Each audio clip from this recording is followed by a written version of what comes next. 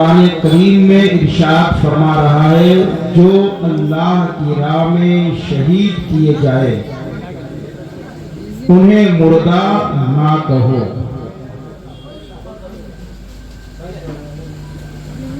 میدان کربلا میں امام عالی مقام رضی اللہ تبارک و تعالی عنہ کیوں گئے، اور پھر جب امام عالی مقام میدان کربلا میں گئے تو امام عالی مقام اپنے گھر والوں کو کیوں لے کر گئے؟ انسان جب جنگ کرنے کے لیے جاتا ہے،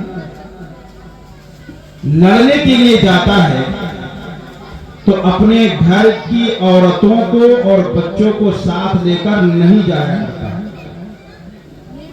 یہاں پر اگر باہر میں فساد برپا ہو جائے، جھگڑے ہو جائیں، مار کاٹ ہونے لگے، تو ہم لوگ اپنے بچوں کو فوراً گھر میں بند کر دیتے ہیں، اپنی گھر کی عورتوں کو بند کرتے ہیں، باہر نکلنے نہیں دیتے۔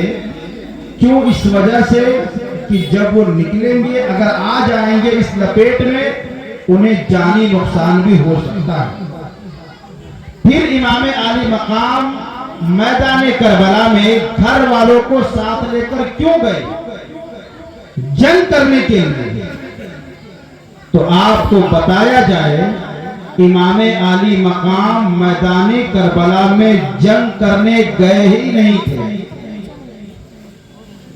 امام علی مقام میدان کربلا میں جنگ کرنے نہیں گئے تھے، ورنہ امام علی مقام اگر ذوالفقار حیدری لے کر میدان میں اگر جنگ کی نیت سے نکل جاتے تو کسی یزیدی کے اندر وہ طاقت نہیں تھی کہ امام علی مقام کا مقابلہ کر سکتا۔ کسی یزیدی کی ماں نے اسے اتنا دودھ نہیں پلایا تھا کہ امام علی مقام کا وہ مقابلہ کر سکتا تھا۔ امام علی مقام تو وہاں دین مصطفیٰ بچانے گئے تھے کہ اگر اس دین کو بچانے میں کبھی علی اصغر کو قربان کرنا پڑے تو کر دیا جائے، کبھی علی اکبر کو قربان کرنا پڑے تو کر دیا جائے، کبھی امام قاسم کو قربان کرنا پڑے تو کر دیا جائے، کبھی عباس علمدار کو قربان کرنا پڑے تو کر دیا جائے، کبھی دیگر شہدائے کربلا کو قربان کرنے کی ضرورت پڑے تو اسے قربان کر دیا جائے، مگر مصطفیٰ کے دین پر آنچ نہ آنے پائے، مصطفیٰ کے دین کو مست کرنے کی کوشش نہ کی جائے، مصطفیٰ کے دین میں تغیر و تبدل اور چینجنگ کرنے کی کوشش نہ کی جائے۔ اس لیے امام عالی مقام مدینہ طیبہ جس سے بے حد محبت کرتے تھے اسے چھوڑ کر میدان کربلا میں صرف اس لیے گئے تھے کہ جو دین مصطفیٰ لے کر آئے تھے اور جس دین کو صحابہ کرام نے پھیلایا تھا، اسی دین کو امام عالی مقام میدان کربلا میں بچانے کے لیے گئے، اسی دین کو بچانے کے لیے گئے۔ تو میرے امام عالی مقام اپنے مقصد میں کامیاب ہوئے، تب جا کر یہ دین آج صحابہ کی محنت سے، اہل بیت اطہار کی محنت سے، بزرگان دین کی محنت شاقہ کی وجہ سے یہ دین آج ہمارے گھر تک پہنچا ہے۔ آپ کے سر پہ جو ٹوپیاں، چہرے پہ جو داڑھی نظر آ رہی ہے، یہ صدقہ امام حسنین کریمین کا ہے۔ آپ جو مسجدوں میں جماعت سے نمازیں پڑھوا رہے ہیں، یہ صدقہ کربلا والوں کا ہے۔ آپ جو دین کی باتوں پر عمل کر پا رہے ہیں، یہ صدقہ امام حسنین کریمین کا ہے۔ جان تو دے دی مگر دین کے معاملے میں یزیدیوں کے ساتھ کوئی کمپرمائز نہیں کیا۔ اسی لیے کسی شاعر نے کیا کہا تھا، دنیا کے سارے یزید اسی غم میں مر گئے، سر مل گیا حسین کا بیعت نہیں ملا۔ سر مل گیا حسین کا مگر بیعت نہیں ملی۔ وہ تو لاکھ کوشش کیا کہ امام عالی مقام کے ہاتھ پر بیعت کر لیا جائے مگر نہیں۔ یہ ایسی سب باتیں ہیں جو ہم اور آپ بہت اچھے انداز میں جانتے ہیں۔ ماہ محرم و حرام جیسے ہی آتا ہے، ہماری زبانوں پر یا حسین کے نعرے ہوتے ہیں، مگر آپ کو پتا ہے امام عالی مقام کی ذات کیا تھی؟ امام عالی مقام کی ذات کا اندازہ صرف آپ اس سے لگائیں، ایک موقع پر اللہ کے رسول صلی اللہ تعالی علیہ وآلہ وسلم قبرستان تشریف لے کر گئے ہوئے تھے. حضور کی غیر موجودگی میں حضرت عائشہ صدیقہ رضی اللہ تعالی عنہا حضور صلی اللہ تعالی علیہ وآلہ وسلم کی چادر کو اپنے سر پر دوپٹہ بنا کے رکھ لیا. کیا بنا کے؟ دوپٹہ بنا کے اپنے سر پر رکھ لیا. حضرت عائشہ کیا دیکھتی ہے کہ بہت تیز بارش ہو رہی ہے. اسی درمیان حضور تشریف لے کر آتے ہیں تو کیا دیکھتی ہے کہ حضور کے جسم پر پانی کا ایک قطرہ بھی موجود نہیں ہے. کوئی بارش سے اگر گھر آئے تو کیا اس کے جسم کے اوپر پانی کے قطرات نہ ہوں گے؟ ضرور ہوں گے. پانی سے اگر ہو کر آئے گا تو جسم تو اس کا بھیگا ہوگا، مگر حضور کے جسم پر پانی کا ایک قطرہ بھی نہیں ہے. حضرت عائشہ بہت حیرت میں ہے. جب اس چادر کو اتارتی ہے تو دیکھتی ہے کہ اب بارش نہیں ہے. اللہ کے رسول صلی اللہ تعالی علیہ وسلم کی غیر موجودگی میں عائشہ جب چادر کو سر پہ رکھتی ہے تو اللہ تبارک و تعالی عالم غیب کے پردوں کو اٹھا دیتا ہے. پھر اللہ کی رحمتوں کو حضرت عائشہ دیکھتی نظر آتی ہے. یہاں تو حضور کی غیر موجودگی میں جس چادر کو حضرت عائشہ نے اوڑھا تھا اس کا یہ عالم ہے کہ جب حضور نے اپنی چادر میں حسن کو جمع کیا، حسین کو جمع کیا، فاطمہ کو جمع کیا، علی کو جمع کیا، تو اب اندازہ لگائے وہاں تو غیر موجودگی تھی، یہاں حضور موجود ہیں اور خود سے چادر اوڑھا رہے ہیں. اب حضرت امام حسن ہے، حسین ہے، فاطمہ ہے، علی ہے. اب انہوں نے دیکھا ہوگا تو کیا کیا دیکھا ہوگا اس کا اندازہ نہیں لگا سکتے. اب تو ان لوگوں نے وہ دیکھا ہوگا جو ان لوگوں نے کبھی نہیں دیکھا ہوگا، کیونکہ حضور نے اپنی چادر ڈال دی ہے. اب سارے پردے ہٹ گئے ہوں گے، زمین سے لے کر ساتوں آسمان تک کو دیکھ لیا، عرش کو بھی دیکھ لیا ہوگا، عرش اعظم کو کیا کیا نہیں دیکھا. حضور صلی اللہ تعالی علیہ وآلہ وسلم کیا فرماتے ہیں؟ حضور فرماتے ہیں اپنے صحابہ سے ایک جماعت ایسی نکلے گی، قوم ایسی نکلے گی جسے رافضی کہا جاتا ہے. جسے رافضی کہا جاتا ہے. صحابہ نے کہا یا رسول اللہ میں اسے کیسے پہچان گا؟ حضور نے فرمایا کہ وہ شیخین یعنی حضرت ابو بکر اور حضرت عمر کو گالیاں دیتے ہوں گے تو تم ان سے دور ہو جانا، تم اس کے قریب نہ جانا. آج جس معاشرے اور ماحول میں ہے، کچھ لوگوں کا ذہن اور کچھ لوگوں کی فکر رافضیت کی طرح ہوتی چلی جا رہی ہے. مولا کائنات نے کیا کہا؟ حضرت علی کہتے ہیں کہ علی کی محبت اور حضرت ابو بکر اور عمر کا بغض ایک ساتھ ایک سینے میں جمع نہیں ہو سکتا ہے. اگر تم علی سے محبت کا دعویٰ کرتے ہو اور شیخین کو گالی دیتے ہو تو علی سے محبت کرنے والے تم نہیں ہو. حضور فرماتے ہیں جس نے میرے صحابہ کو تکلیف پہنچائی، ایذا پہنچائی، اس نے گویا مجھے تکلیف پہنچائی، اور جو مجھے تکلیف پہنچائے گا اللہ اسے جہنم میں داخل فرمائے گا. آج ہم اہل بیت کے محبت کے دعوے میں صحابہ کرام کی شان میں چیرے نکالنے کی کوشش کرتے ہیں. ان کے شان میں آج جسے بولنا صحیح سے نہیں آتا ہے، آج وہ صحابہ کرام کی شان میں لعن طعن کرتے نظر آتے ہیں. آپ کو بتاؤں کہ جو محبت صحابہ کرام نے اہل بیت سے کی ہے وہ محبت پوری دنیا مل کر اہل بیت سے نہیں کر سکتی. جو محبت اہل بیت نے صحابہ سے کی ہے اور کوئی جماعت نہیں کر سکتی ہے. آج لوگ کہتے ہیں حضرت ابو بکر صدیق کے بارے میں کیا کہتے ہیں؟ ابو بکر صدیق کے بارے میں کہتے ہیں کہ حضرت ابو بکر صدیق نے حضرت فاطمہ الزہرا کو باغ فدق نہیں دیا بلکہ مال کو غصب کر لیا، اور نعوذ باللہ کس طرح کی باتیں کرتے ہیں کہ حضرت فاطمہ کو ان کے دروازے سے بھگا دیا۔ معاذ اللہ، ان کے عقیدے کتنے گندے ہیں ذرا دیکھیے۔ انہوں نے اپنی کتاب میں لکھا ہے، رافضیوں نے کیا لکھا ہے؟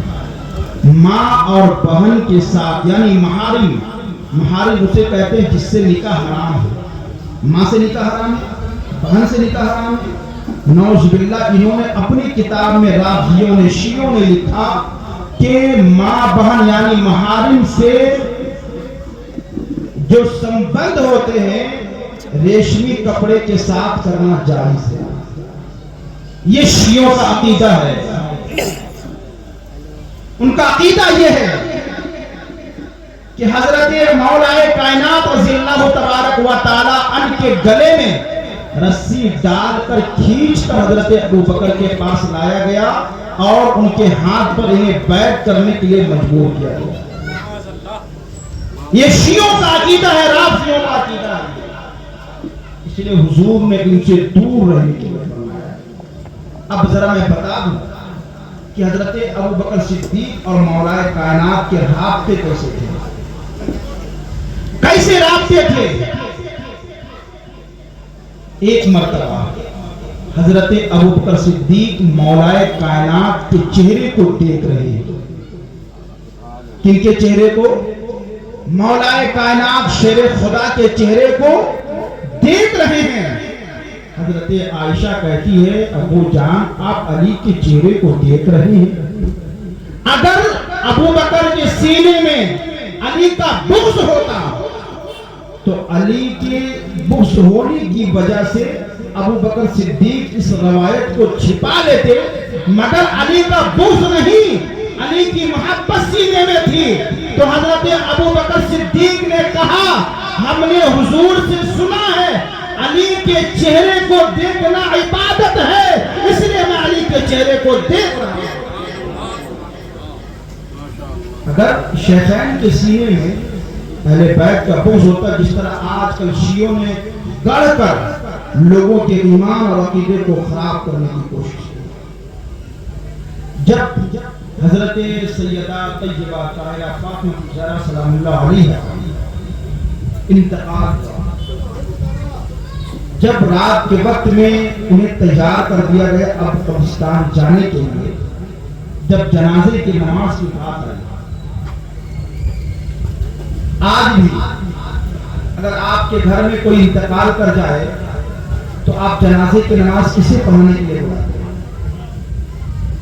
آپ کسی ایسے شخص کو جنازے کی نماز پڑھانے کے لیے کھڑا کر سکتے ہیں جس سے آپ کی رنجش ہو، جس سے آپ کے معاملات خراب ہوں، انہیں کھڑا کر سکتے ہیں؟ آپ نہیں کر سکتے۔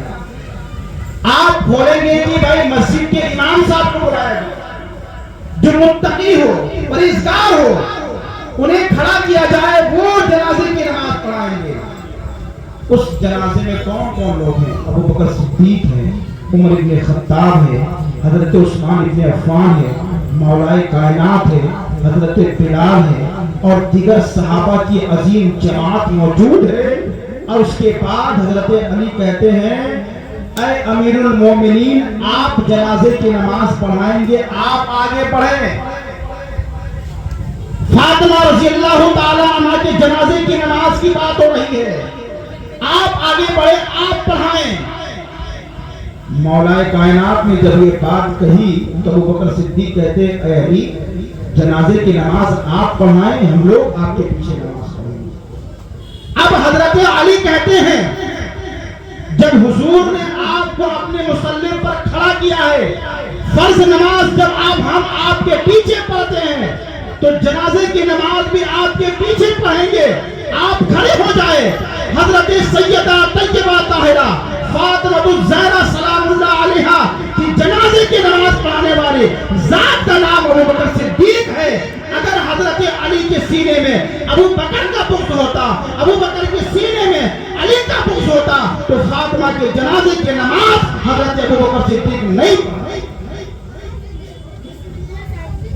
ابوبکر صدیق نے جنازے کی نماز پڑھ کر بتایا کہ ہمارے سینے میں اہل بیت کا بغض نہیں ہے.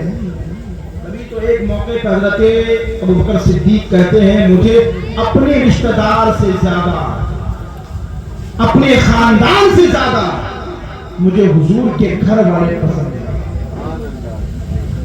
حضور کے رشتہ دار مجھے پسند ہے. یہ ابوبکر صدیق رضی اللہ تبارک و تعالی عنہ کا معاملہ تھا. باغ فکر کی بات آ گئی تو ذرا مختصر میں آپ سمجھ رہے ہیں باغ فکر کیا تھا اور اس معاملے کو شیعوں نے، رافضیوں نے کیوں اس کو جو ہے امت میں اس معاملے کو اس طرح گڑھ کے رکھا ہے کہ لوگ آج اس کی وجہ سے صحابہ کرام سے نفرت کرتے نظر آتے ہیں. باغ فکر کیا تھا؟ حضور صلی اللہ تعالی علیہ وآلہ وسلم جب باقاعدہ حیات تھے حضور، اس وقت میں مدینے سے کچھ دوری پر ایک بستی ہے، وہاں باغ فکر ہے اور بیچ میں یہودیوں سے جنگ نہ ہونے کی وجہ سے جو صلح ہوئی تھی اس کے بھی کچھ حصے تھے. اب اس باغ کی جتنی آمدنی آتی تھی حضور اپنی ذات پر خرچ کرتے اور حضور علیہ السلام اپنے گھر والوں پہ خرچ کرتے. پانچواں حصہ حضور غریبوں میں، مسکینوں میں، یعنی اس مال کو راہ خدا میں خرچ کرتے. حضور اس مال کو رکھا نہیں کرتے، حضور اس مال کو رکھا نہیں کرتے. یہ باقی فکر کا معاملہ ہوا. یہ کہ جب حضور دنیا سے تشریف لے کر گئے، ابوبکر صدیق کا زمانہ آیا، انہوں نے بھی وہی کیا جو حضور کرتے تھے. عمر بن خطاب کا زمانہ آیا، انہوں نے بھی وہی کیا جو حضور کرتے تھے. عثمان بن عفان کا زمانہ آیا، انہوں نے بھی وہی کیا جو حضور کرتے تھے. حضرت علی کا زمانہ آیا، انہوں نے بھی وہی کیا جو حضور کرتے تھے. امام حسن کا زمانہ آیا، انہوں نے بھی وہی کیا جو حضور کرتے تھے. مگر ان کا اعتراض کہ ان رافضیوں کا اعتراض کہ ہم ابوبکر صدیق کو خلیفہ رسول نہیں مانتے، خلیفہ رسول نہیں مانتے. کیوں نہیں مانتے ہو؟ اس لیے نہیں مانتے کہ انہوں نے حضرت فاطمہ کا پاک غصب کر لیا اور انہیں نہیں دیا تھا. شیعوں کا اعتراض ہے، رافضیوں کا اعتراض ہے. اپنے ایمان اور عقیدے کو بچانا بے حد ضروری ہے اس وقت میں. اب جب انہوں نے اعتراض کیا تو اب ان سے کہا گیا کہ مولا کائنات خلیفہ ہیں، خلیفہ بلا فصل تسلیم کرتے وہ لوگ. تو انہیں بتایا گیا کہ سنو، اگر تم حضرت ابوبکر صدیق کے بعد خلیفہ حضرت علی کو تسلیم کرتے ہو تو پھر تمہیں یہ سوال تو حضرت علی سے کرنا چاہیے. مولا کائنات کی جب حکومت تھی انہیں خلیفہ، کیونکہ خلیفہ جو ہوتا ہے عوام و خواص کے ساری چیزیں جو ہوتی ہے وہ اس کا ذمہ دار پکڑتا ہے. ظاہر سی بات ہے اب وہ کیا کہیں گے آپ کو کہ میں خلافت ظاہری اور باطنی کی بات کر رہا ہوں کہ ظاہری طور پر یہ تینوں خلیفہ غصب کر کے بن گئے اور بعد میں حضرت علی خلیفہ بنائے گئے.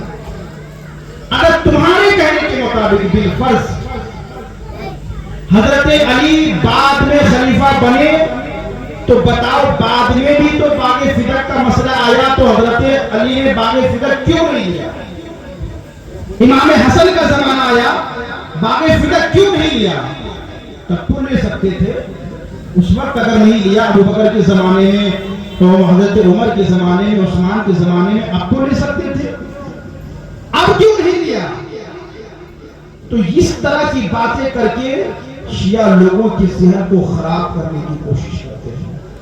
کیوں نہیں لیا؟ سنیے، حضور صلی اللہ تعالی علیہ وسلم کی حدیث مبارکہ ہے، انبیاء کرام دنیا کے مال میں نہ کسی کے وارث ہوتے ہیں نہ کسی کو وارث بناتے ہیں، اور یہ دنیا کا مال ہے، اس کے وارث سب ہوا کرتے ہیں، کوئی خاص وارث نہیں ہوا کرتا. انہیں ذرا سوچنا چاہیے اس مقام پر کہ جب حضرت فاطمہ حضور کے پاس گئی، یا رسول اللہ میرے گھر میں کام کاج بہت ہے، کسی کا انتظام، خادمہ کا انتظام کر دیا جائے. حضور نے خادمہ کا انتظام نہیں کیا بلکہ تسبیح فاطمہ عطا فرما دیا. تو وہ حضرت فاطمہ کس طرح بات کے لیے مطالبہ کر سکتی تھی؟ اللہ اکبر. یہ رافضیوں نے کہا کر اہل سنت و جماعت کے بھولے بھال مسلمانوں کے عقیدے کو خراب کرنے کی کوشش کی. اس لیے ہمیں سمجھنا ہوگا، ان کے ساتھ نہ رہے، ان کے ساتھ اٹھنا بیٹھنا نہ کرے، ان رافضیوں کے ساتھ۔ آپ کو پتا ہے کہ کتنے روابط اچھے تھے حضرت عمر کے درمیان اور اہل بیت اطہار کے درمیان، کتنے اچھے روابط تھے۔ بچپن کا زمانہ ہے، حضرت عمر بن خطاب کے بیٹے حضرت عبداللہ ابن عمر حضرت امام حسین کے ساتھ کھیل رہے ہیں، امام حسین کے ساتھ کھیل رہے ہیں۔ اچانک اختلاف ہوا تو امام حسین نے کہا حضرت عمر کے بیٹے سے کہ تمہارا باپ تو میرے نانا کا غلام ہے۔ بچی تھے ان کی بیٹے حضرت، اب اندازہ لگا اس وقت یہ خلیفہ تھے امیر المومنین، مگر خلیفہ کا بیٹا وہاں پہ سب بچوں کے ساتھ کھیلتا نظر آ رہا ہے۔ آج ایسا ہو سکتا ہے؟ پردھان منتری کا بیٹا وہ چھوڑ دیجئے، لوکل میں جو لوگ رہتے ہیں، پریسیڈنٹ ہیں وارڈ کے وغیرہ وغیرہ، ان کے بچے آپ کے ساتھ نہیں آئیں گے تو پردھان منتری کے بعد تو لوگ، اس طرح انہوں نے عدل قائم کر کے رکھا تھا عمر بن خطاب نے۔ وہ حضرت عبداللہ دوڑ کر آئے اور آنے کے بعد حضرت عمر سے کہا اپنے والد سے، ایسی سی بات ہے کہ امام حسین نے ایسی سی بات کہی ہے۔ پتہ ہے حضرت عمر بن خطاب مسکرائے، عمر بن خطاب مسکرائے۔ آج اگر کوئی اس طرح کہہ دے تو کیا کہیں گے؟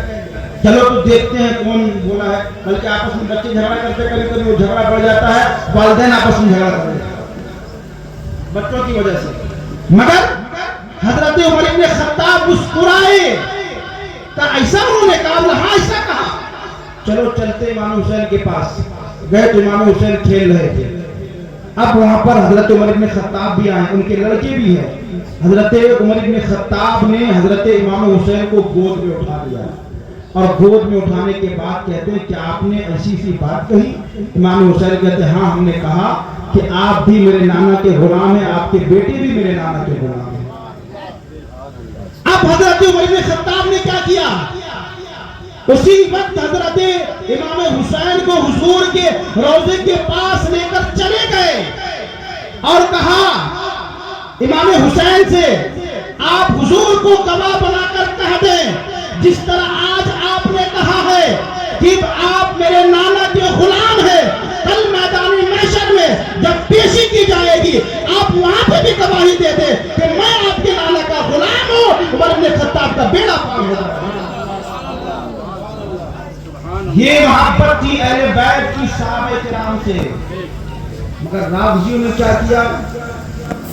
صحابہ کرام کی شان میں اس طرح بکواس کرنے لگے، اس طرح ان کی شان کو گھٹانے لگے، اس طرح ان کی شان میں نازیبا کلمات کہنے لگے۔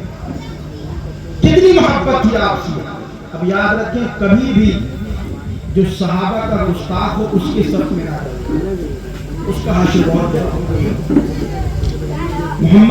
حضرت محمد بن عبداللہ بیان کرتے ہیں، میں نے خواب میں دیکھا کہ حضور صلی اللہ تعالیٰ علیہ وسلم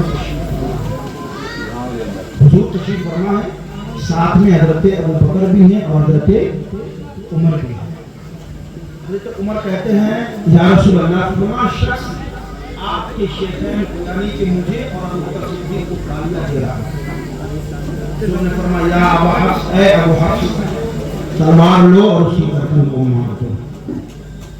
تو جیسے اس کی گردن ماری گئی نا، وہ خواب دیکھ رہے کہ کسی دوسرے کی گردن ماری جا رہی ہے، اس کی آواز جب آئی تو فوراً ان کی آنکھ کھلی، اور یہ سوچے اب آنکھ کھلی تو فوراً اس کے گھر پر جائیں اور جا کر ہم اسے تنبیہ کر دیں، اس طرح تمہارے ساتھ معاملات ہوں گے، فوراً تم صحیح ہو جاؤ۔ جب تک وہ خواب سے بیدار ہوئے، نیند سے بیدار ہوئے، فوراً جب تک اس کے گھر گئے تو کیا دیکھا؟ اس کے گھر پر سارے لوگ بیٹھ کر رو رہے ہیں۔ پتا چلا کہ اس کے جسم اور گردن کو الگ کر دیا گیا ہے۔ یہ وہ شخص تھا جو شیخین کریمین کو، حضرت ابو بکر کو، عمر کو گالیاں دیا کرتا تھا۔ اس کی سزا یہ دی گئی کہ قتل حضور کی بارگاہ میں کیا گیا اور یہاں پر اس کے جسم سے سر لگ گیا۔ یہ جو دشمنی صحابہ ہے، صحابہ کی شان میں گالیاں دینے والے ہیں۔ آگے چلے دیکھیں، ایک مرتبہ رافضیوں کا گروہ رافضیوں کا گروہ کیا کیا ان لوگوں نے نہیں کیا ہے شیعوں نے رافضیوں نے. آج وہ سینہ پیٹتے ہیں, پیٹ پیٹ کے سینے میں چاقو مارتے ہیں, بلیڈ مارتے ہیں. تمہارا سینہ تو اسی لیے ہے کہ وہ پیٹنے کے لائق ہے کہ اس میں صحابہ کی نہ محبت ہے نہ اہل بیت کی محبت ہے. جس سینے میں ان دونوں کی محبت نہ ہو وہ اسی لائق ہے کہ اسے دنیا میں بھی پیٹا جائے اور میدان محشر میں کتے کی شکل میں اسے اٹھایا جائے, کتے کی شکل میں اٹھایا جائے گا. اب ظاہر سی بات ہے کچھ اس طرح بدماش تھے. ایک وقت امیر مدینہ ایک شخص تھا جو پیسے کا بہت لالچی تھا. اس کو امام وکیل سے کوئی مطلب نہیں. رافضیوں کی ایک جماعت آئی مدینے اور آنے کے بعد امیر مدینے کو بہت پیسے دیے اور دینے کے بعد کہا کہ رات کے وقت ہم مدینے میں جائیں گے تو تمہارا کوئی بھی خاتم ہمیں اندر جانے سے نہیں روکے گا. اس نے کہہ دیا تھا کہ رات میں جب یہ جائے یہ لوگ تو تم دروازہ نہیں بند کر رہے ہیں جانے دیں. اب یہ لوگ کیا کیا پتا ہے خدال لے کر اور جو کھودنے والی چیزیں ہوتی ہیں وہ ساری چیزیں لے کر وہ لوگ داخل ہو گئے. جب داخل ہوئے نا اللہ اکبر, کیوں داخل ہوتے پتا ہے کہ رافضی اس نیت سے داخل ہوا تھا کہ اللہ اکبر نعوذ باللہ حضرت ابو بکر اور حضرت عمر کے جسم مبارک کو حضور کے بغل سے نکال دیں گے. جیسے ہی یہ کدال پھاوڑا لے کر آگے بڑھے اللہ کا عذاب نازل ہوا, زمین پھٹ گئی, سارے کے سارے رافضی دھس گئے. دھسنے کے بعد جب امیر مدینہ کو بتایا گیا وہ زمین دکھائی گئی کہ یہ لوگ صحابہ کی شان میں گستاخی بھی کرتے تھے, ان کے جسم تک پہنچنا چاہتے تھے, مگر اللہ تبارک و تعالیٰ نے اسے زمین میں دھسا دیا ہے. ایسے تھے. اس لیے کبھی دشمن صحابہ ہو اس سے کوئی رابطہ نہیں, اس سے کوئی تعلق نہیں. ایک آخری بات آپ کو بتا دوں, عظیم آباد کے اندر